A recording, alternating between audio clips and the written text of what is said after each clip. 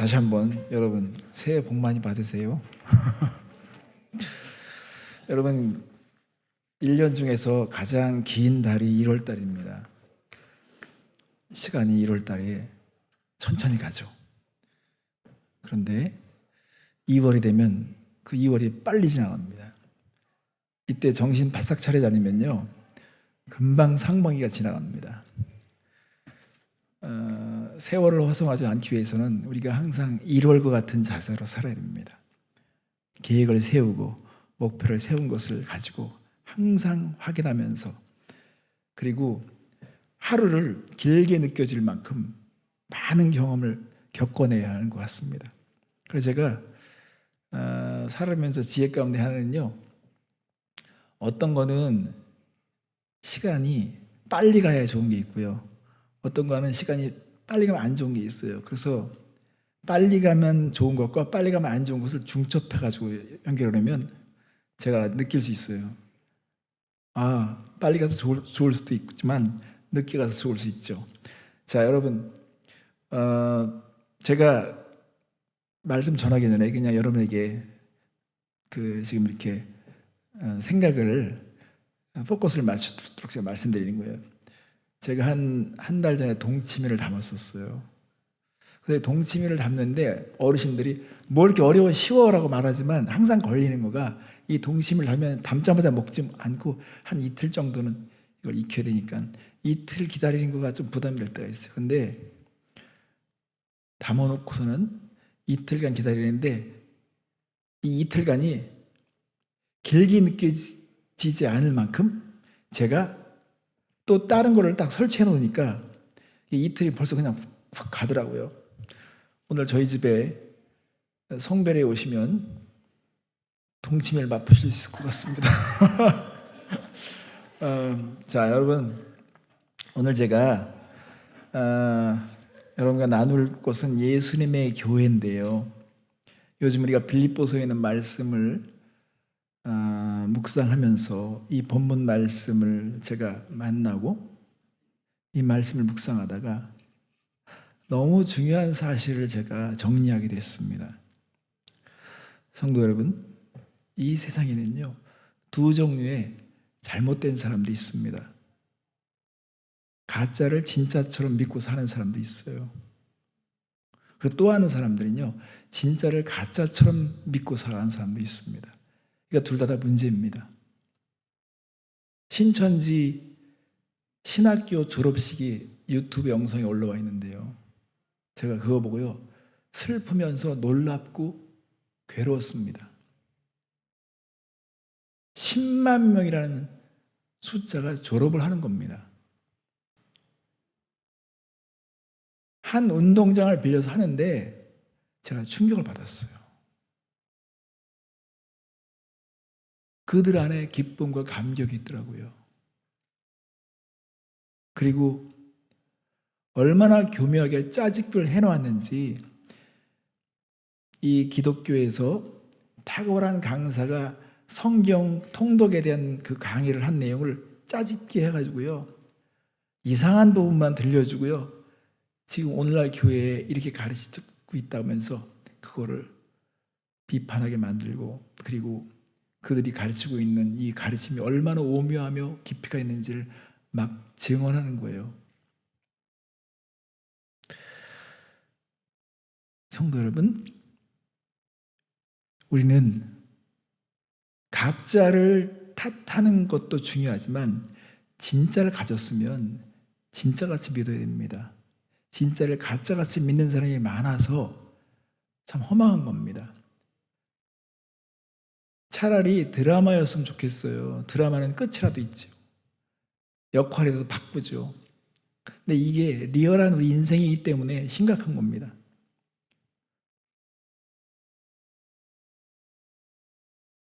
요리를 오랫동안 해오신 권사님이 이렇게 중국 요리는 불맛이다, 일본 요리는 칼맛이다, 칼로 하는 거다, 한국 요리는 손맛이다 라고 했을 때 제가 그게 떠나지가 않아요. 왜냐하면 요리를 오래 해오셨기 때문에 이게 딱 보이는 거예요. 그리고 딱 정리가 되는 거예요. 단순하게 정리가 되는 거예요. 그것처럼 제가 신앙생활을 그래도 이제 오래 해오면서 그리고 말씀 묵상을 계속 지속하다 보니까요, 이제는 보여지는 것들이 있더라고요. 아, 그렇구나. 이렇게 정리가 되는구나. 이런 신앙의 문제가 되는구나.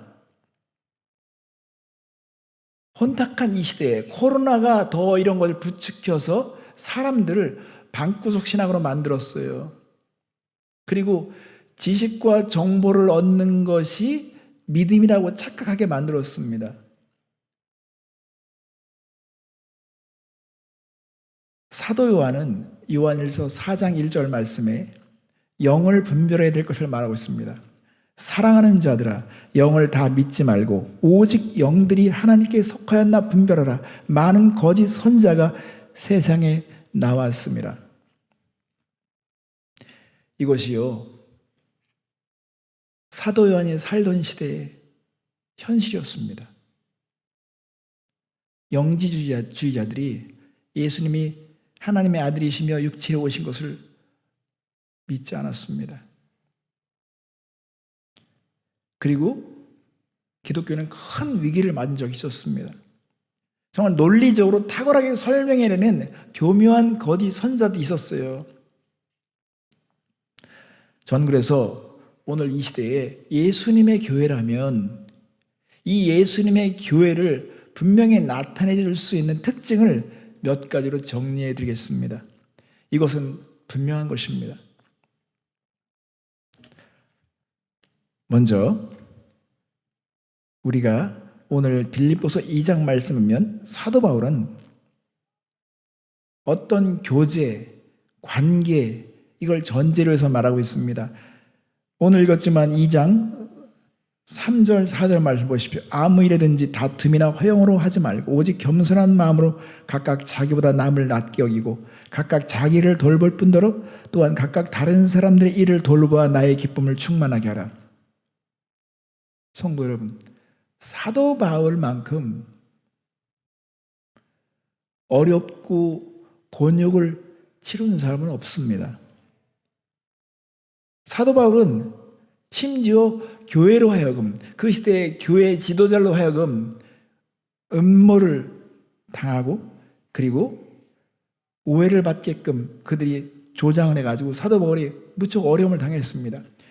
교회라고 하면 아주 그냥 지긋지긋하고 할 정도로 분열과 다툼으로 그렇게 채워졌습니다. 바울이 개척한 교회도 온전하지 않았습니다.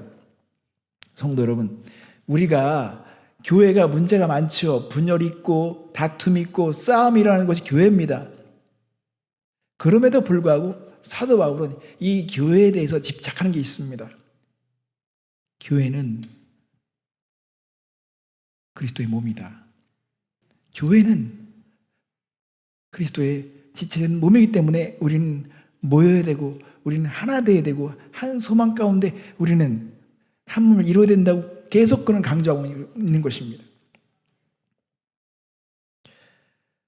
그런데 지금 이 시대에 사람들이 교회가 하도 많이 싸우고 어려움을 주니까 교회를 안 나가는 성도들이 만들어지고 그리고 더군다나 이 코로나가 되면서부터 사람들은 더 이런 생각이 굳어졌습니다.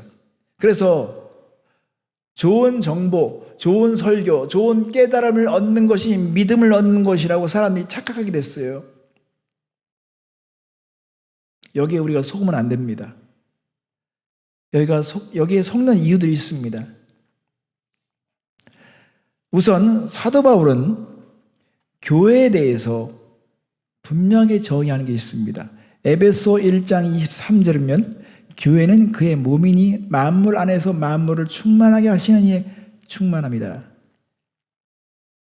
사도 바울이 교회를 그리스도의 몸으로 발견하고 그거를 깨닫게 된 중요한 체험이 있습니다. 어떻게 사도 바울은 교회를 그리스도의 몸으로 표현할 수 있었을까요? 여러분, 사도 바울은요, 이거를 체험적으로 깨달은 사람이에요. 사도 바울은 예수를 믿는 사람을 그렇게 싫어했어요. 예수 믿는 사람을 그냥 보기만 하면 그냥 때려 죽이고 싶었어요. 얼마나 사도 바울이 예수 믿는 사람을 미웠는지 심지어 다메섹까지 가는 거예요. 여러분, 다메섹이면요 여기서 샌디에고예요. 거리가 그 정도 되는 거예요. 샌디에고까지 가서 예수 믿는 사람을 족치러 가는 것입니다. 근데 그 가는 중에 사도 바울이 놀라운 체험을 하죠. 그때 아주 이상한 음성을 듣습니다.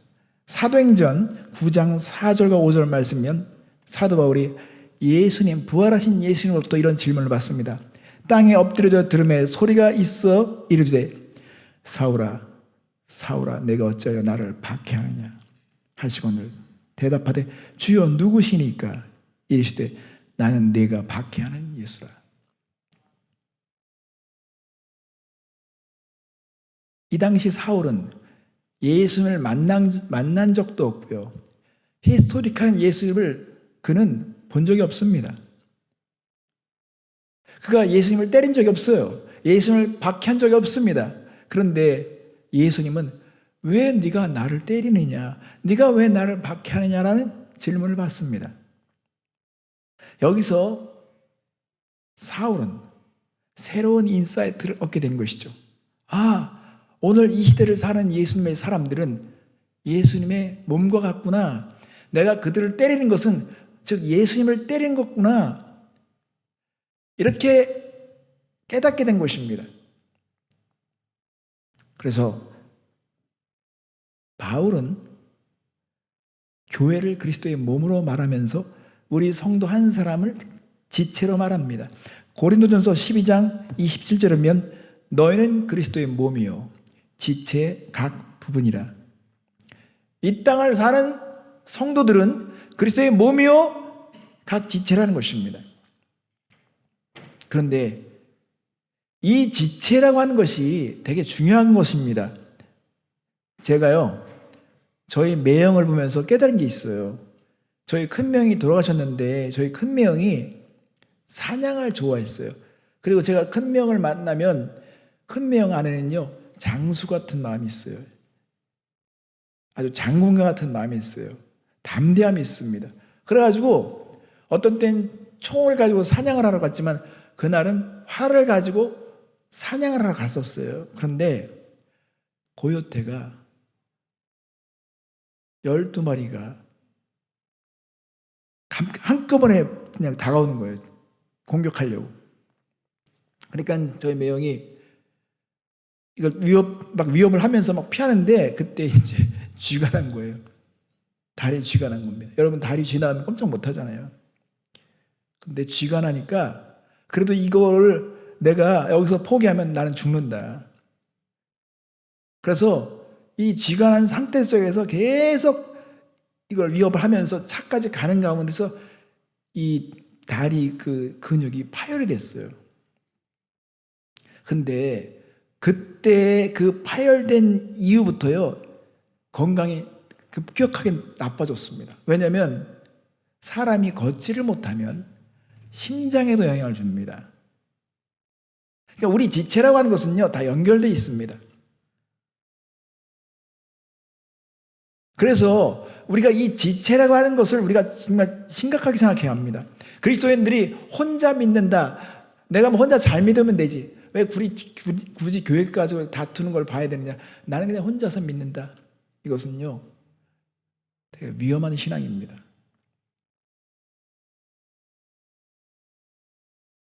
다투는 교회 안 나가는 건 안 나갈 수 있어요. 그러나 건강한 교회가 얼마든지 있습니다.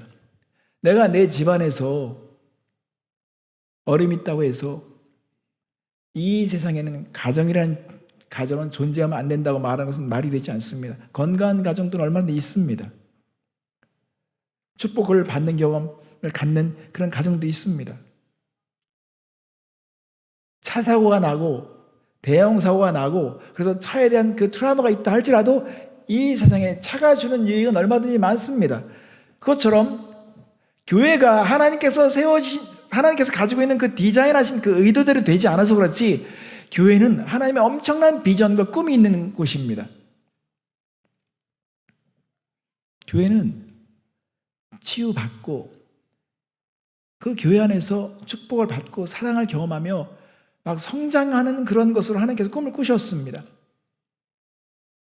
스타벅스가 그냥 거리마다 요소요소마다 막 가게가 막 꽉 차서 막 충만한 것처럼 그리스도 예수님께서 가지신 비전이 있었던 것입니다. 성도 여러분, 그래서요, 우리는 신앙생활 하면서 한 사람 한 사람을 지체로 바라볼 수 있어야 합니다. 데살로니가 전서 5장 14절 말씀에 보면 사도 바울은 이렇게 말합니다. 또 형제들아, 너희를 권면하노니 게으른 자들을 권계하며 마음이 약한 자들을 격려하고 힘이 없는 자들을 붙들어주며 모든 사람에게 오래 참으라. 이게 뭐냐면 계속 이 관계 속에서 그들이 게을르다 할지라도 약하다 할지라도 그가 정말 힘이 없을 때 우리 한 사람 한 사람이 지체가 되어서 서로 도와주고 격려하고 세워주는 것들을 지금 얘기하고 있는 것입니다. 기독교는 혼자 돛 닦는 종교가 아니에요. 깨달음을 증가시키는 종교가 아닙니다. 지금 우리는요, 위대한 순간을 지금 보내고 있는 것입니다. 왜 바울이 두렵고 떨림으로 구원을 이루려고 했을까요? 여러분 잘 생각해 보십시오. 지금 우리에게 주어진 이 하루하루의 모든 순간들이 결국은 영혼으로 이어지는 것인데요, 우리가 이 세상에서 선택하고 결정하고 우리가 존재가 된 그걸 가지고 영원한 것을 삼을 것입니다. 이게 엄청난 겁니다. 매 순간 이 하루하루가 우리의 영혼을 결정하는 것입니다. 예수님이 십자가에서 죽으신 것은 역할을 한 것이 아니라 정말 하나님이 가지신 그 꿈과 비전을 이루기 위해서 그분이 대가를 지불하셨는데 이 세상을 사는 사람들이 이 심각한 현실을 믿음으로 받아들이지 않으면 그게 그 사람의 모습이고 그 사람이 책임있게 하는 행동이기 때문에 그것을 가지고 하나님께서 영혼을 결정하실 것입니다.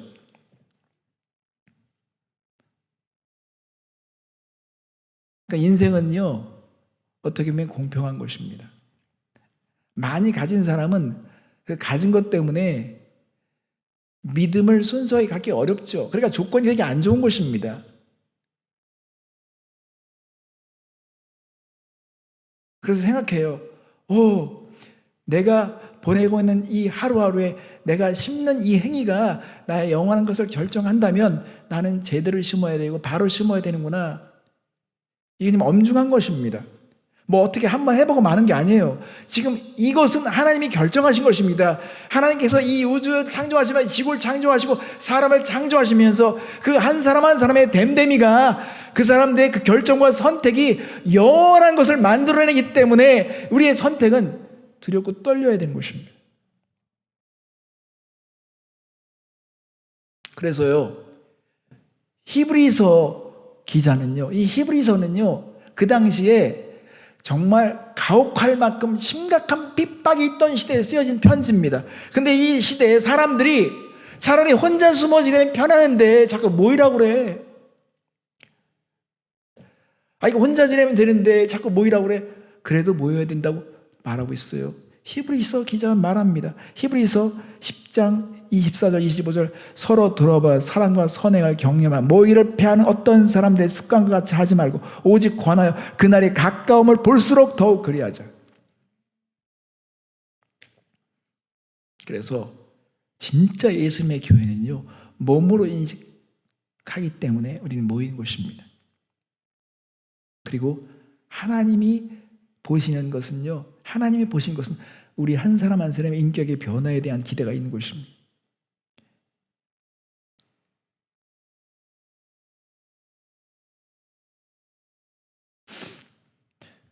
두 번째로 생각해 보겠습니다. 예수님의 교회는 예수님을 목표합니다. 예수님을 닮는 것이 지상의 과제입니다. 예수님을 목표하는 것이 자기의 삶의 가장 중요한 목적입니다. 빌립보서 2장 5절 너희 안에 이 마음을 품으라 곧 그리스도 예수의 마음이니.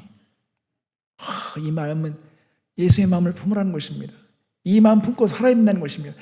예수님처럼 되고 싶은 그 소망으로 살아야 된다는 것입니다. 근데 이상한 것은 오늘날 이 시대의 불행은 이상한 종족들이 생겨난 거예요.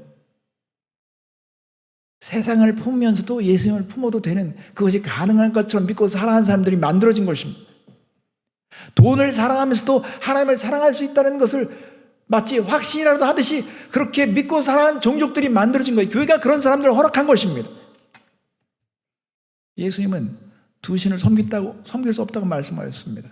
그런데 두 신이 섬기는 것을, 두 신을 섬기는 것이 가능한 것처럼 믿고 사는 사람이 생긴 것입니다. 그래서 로마서 8장 28절과 29절 말씀면 우리가 알거니와 하나님을 사랑하는 자 곧 그 뜻대로 부르심을 입은 자들에게는 모든 것이 합력하여 선을 이루느니라. 사람들은 요까지 말씀만 기억하고 싶어해요. 요까지 말씀을 좋아하죠. 왜?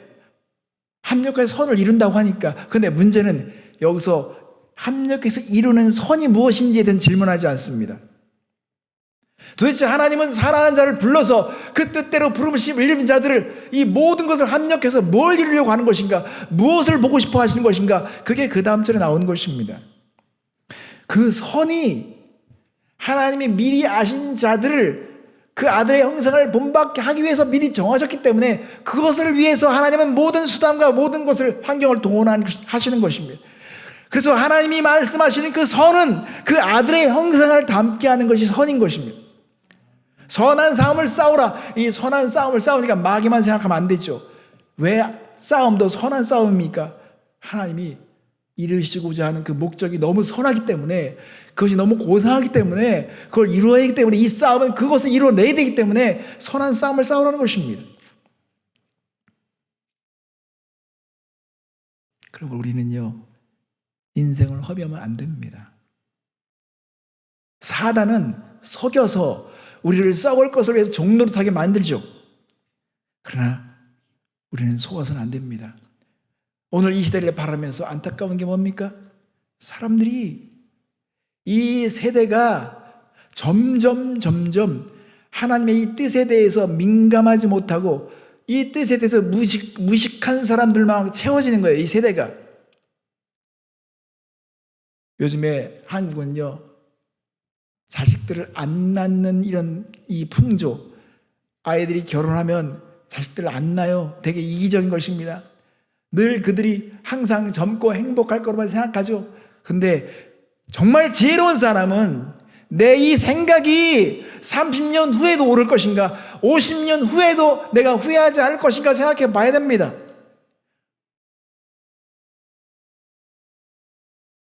사단은 되게 교묘해요. 이 시대에 하나님의 뜻에 무지한 사들을 꽉 채우려고 그러고 아니면 그걸 끊어내려고 말하죠.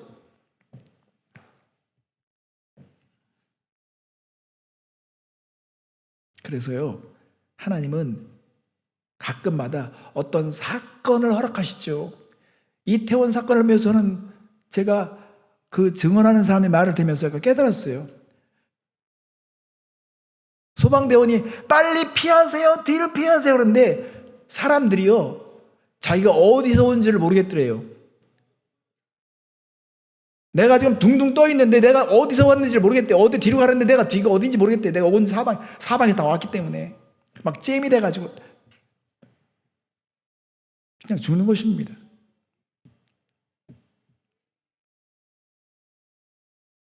그래서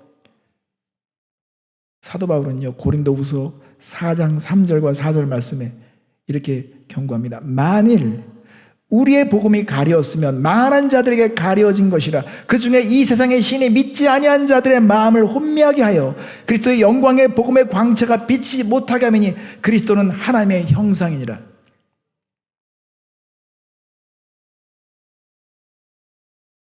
우리가요, 어떤 것을 목표하잖아요. 사실은 그 목표를 끝까지 가려면요, 그 목표에 대한 영광을 봐야 됩니다. 영광스러우면 닮고 싶고요, 영광스러우면 거기서 추진하는 힘이 나오죠. 왜 사람들이 흐지부지 할까요? 영광을 못 봐서 그런 것입니다. 고린도후서 4장 6절에 어두운 데에 빛이 빛이라 말씀하셨던 그 하나님께서 예수 그리스도의 얼굴에 있는 하나님의 영광을 아는 빛을 우리 마음에 비추셨느니라. 예수님을 생각하면 그 영광스러움, 예수님 너무 놀랍죠. 그 예수님을 닮고 싶은 마음이 있어요. 그래서 예수님의 교회라면, 그 교회에 속한 지체라면요, 한 사람 한 사람의 그 비전과 목표가, 그 진정한 골이 예수님을 닮고자 해야 되는 것입니다.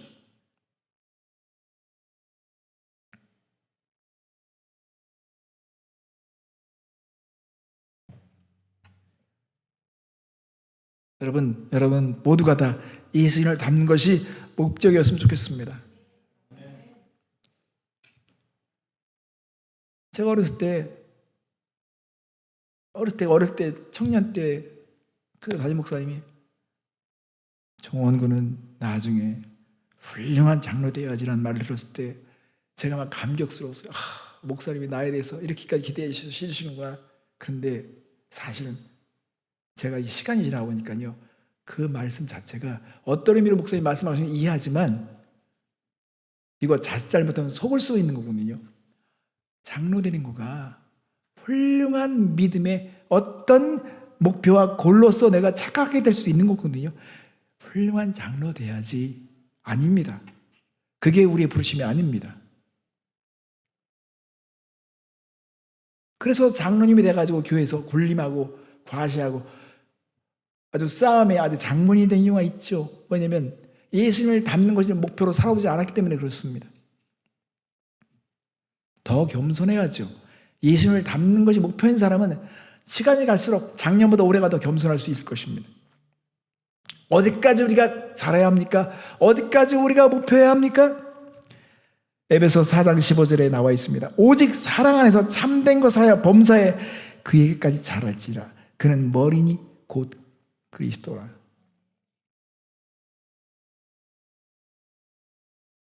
이번 주에 우리가 빌립보서를 묵상해 봤지만요, 저는 빌립보서 2장 이 말씀 가운데 6절과 8절 말씀, 그는 근본 하나님의 본체시나 하나님과 동등됨을 취할 것을 여기지 아니하시고 오직 자기를 비워 종의 형체를 가지사 사람들과 같이 되셨고 사람의 모양으로 나타나서 자기를 낮추시고 죽기까지 복종하셨으니 곧 십자가에 죽으심이라.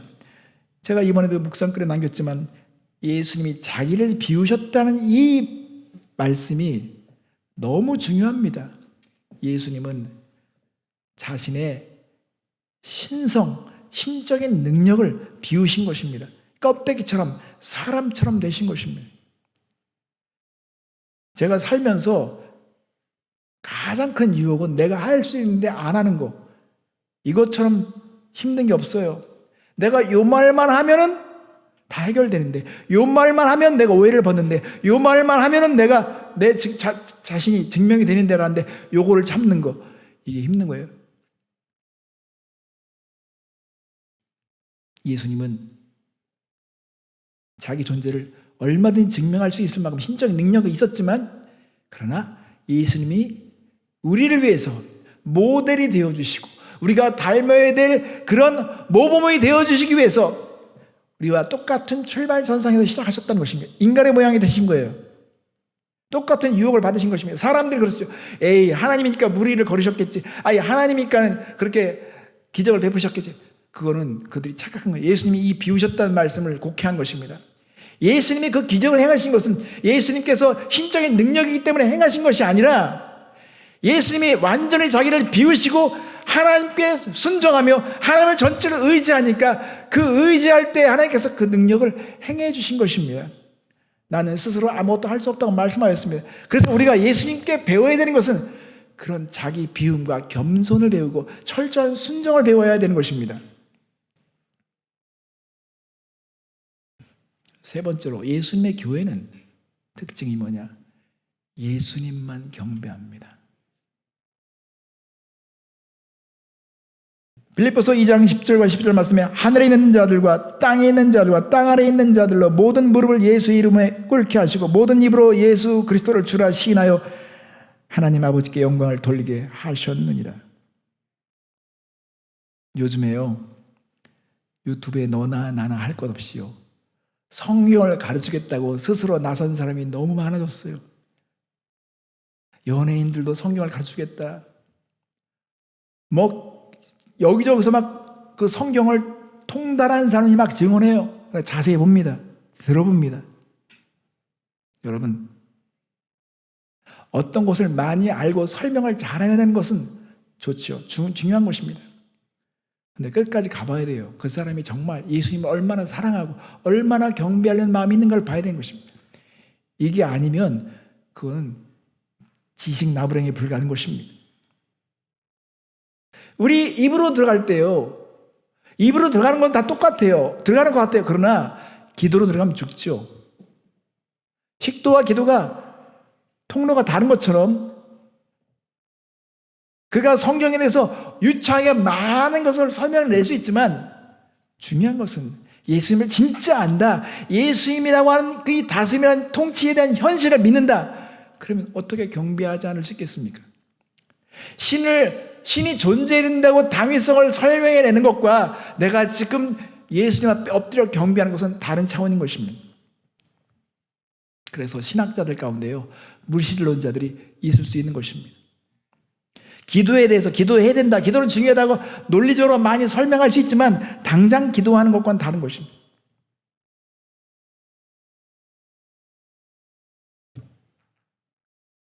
그래서 우리는 관찰해야 됩니다. 저 사람이 예수님을 경배하는 사람인가? 어떻게 이 뜨거운 거를 만났는데 손을 안 뗄 수가 있어요? 이걸 이게 뜨거우면 뜨거라고 말하는 거가 이게 정직한 반응이죠. 예수님이 모든 하늘과 땅의 권세를 가졌다. 이거 믿는 사람이 어떻게 경배하지 않을 수 있겠습니까?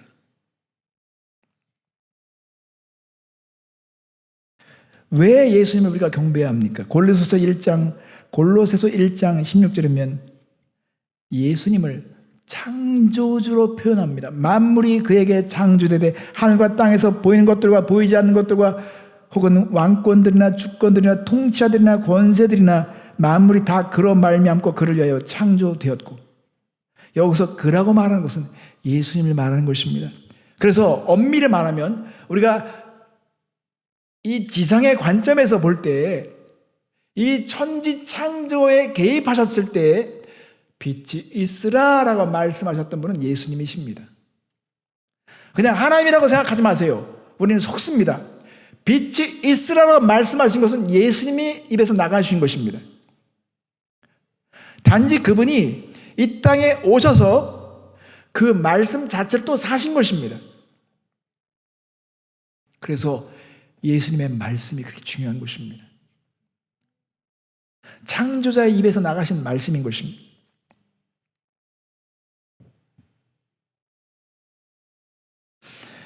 그런데요, 경배의 대상도요, 이 연약한 우리 인간은요, 쉽게 속는다는 것입니다. 착각한다는 것입니다. 그러니까는 초대교회에 큰 위기가 닥쳤던 것은 이런 부분이에요. 자, 여러분, 사도 요한이 얼마나 예수님을 많이 겪었어요. 예수님과 먹고 자고 예수님께 기대해 본 경우 사도 요한만큼 창조주와 심판자로 전체로 파노라마로 그려낼 수 있는 사람은 많지 않은데, 사도 요한은 예수님을 창조주부터 말씀으로부터 시작해서 계시록에 있는 그 심판자까지 모든 것을 그려내고 이 모든 것을 하나님의 사랑으로 표현하는 사도였는데, 이 사도 요한이 2번이나 착각합니다. 천사를 예수님으로 착각해요. 자, 계시록 22장 8절과 9절 말씀을 보면요, 이것들을 보고 들은 자는 나 요한이니 내가 듣고 볼 때에 이 일을 내게 보이던 천사의 발 앞에 경배하려고 엎드렸더니 그가 내게 말하기를, 나는 너와 내 형제 선자들과 또 이 두루마리의 말을 지키는 자들과 함께 된 종이니 그래하지 말고 하나님께 경배하라. 이게 뭔 말입니까? 사도 요한이요, 천사를 경배 대상으로 착각한 것입니다. 여러분, 사람이요, 천사를 한 번만 경험해도요, 교주가 돼요. 몰몬교가 그런 것입니다. 천사를 한 번 경험했더니 교주가 나오는 거예요. 얼마 전에 그 유튜브에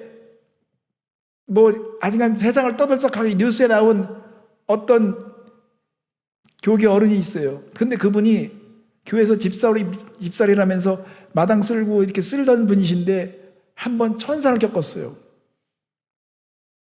그때부터 천사 귀신에 쫓아가지고 귀신 쫓는 목사님이 돼가지고 그래도 막 교회가 부흥하는 거죠.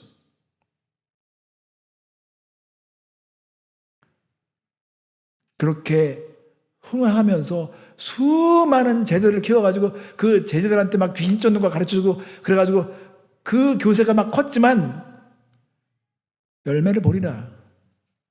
열매가 중요한 것입니다. 열매가 어떻습니까?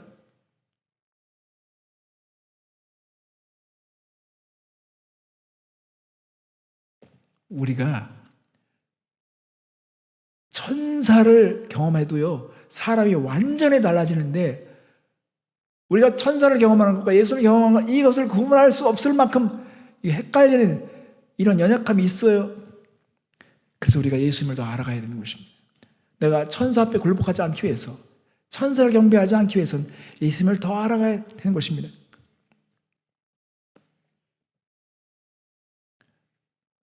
예수님이 이 지상의 공생애를 마치시고 이제 부활 승천하시면서 제자들에게 마지막 그 순간에 제자들은 예수님을 경배했지만 경배하지 않는 사람도 있었다는 거예요.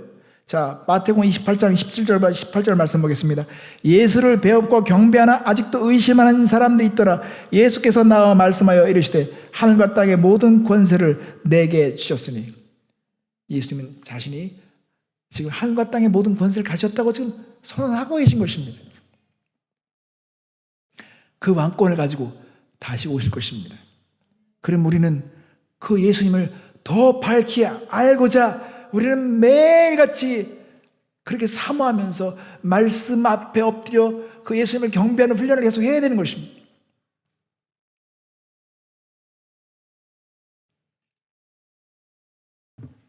이제 정리해 볼까요? 예수님의 교회, 여러분, 교회는 많죠. 목사는 많습니다. 신천지도 목사라고 그래요. 교회라고 그래요. 그러니까 너무너무 혼란한 시대입니다. 앞으로는 더 그럴 것입니다. 막 기적까지 행할 것입니다. 그러면 어떻게 우리가 예수님의 교회를 구분해낼 수 있을까요?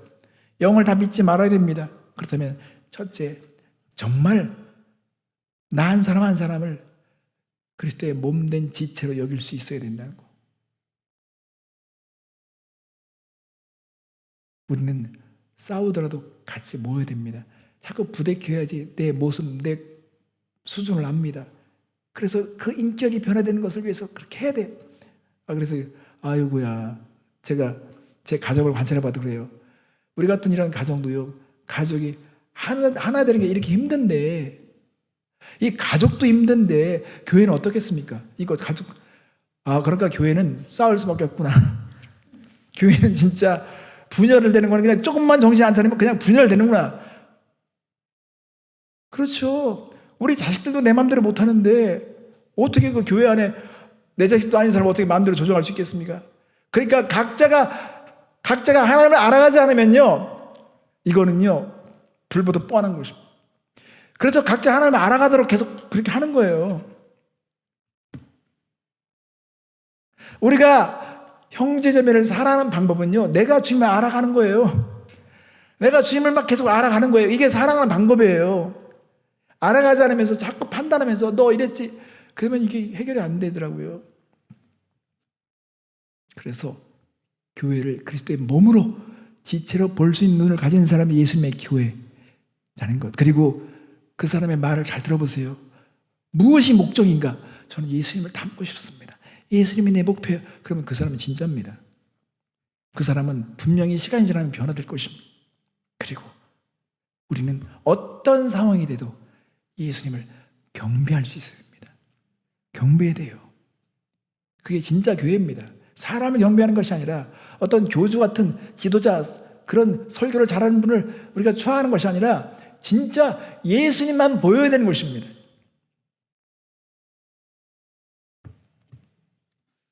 그래서 한때 어떤 그 젊은이들 찬양 집회에서는 그런 붐이 있었어요. 예배인도다가 조용히 사라져도 이 사람들이 자연스럽게 느껴질 만큼 그 예배를 인도하는 사람이 진짜 예배인도자다. 예배인도하는데 예배인도 사라져서 사람들이 어디가? 그리고 이거 잘못된 거다. 예배 드릴 때 예수님께 완전히 막 몰입되기 때문에 가도 상관없어. 나는 지금 예수님이 중요한 거니까. 예수님을 참으로 경배하는 되셨으면 좋겠습니다. 빌립보서 2장 12절 말씀이 사도 바울이 마지막으로 권면합니다. 그러므로 나의 사랑하는 자들아, 너희가 나 있을 때뿐 아니라 더욱 지금 나 없을 때도 항상 복종하여 두렵고 떨림으로 너희 구원을 이루라. 함께 기도하겠습니다.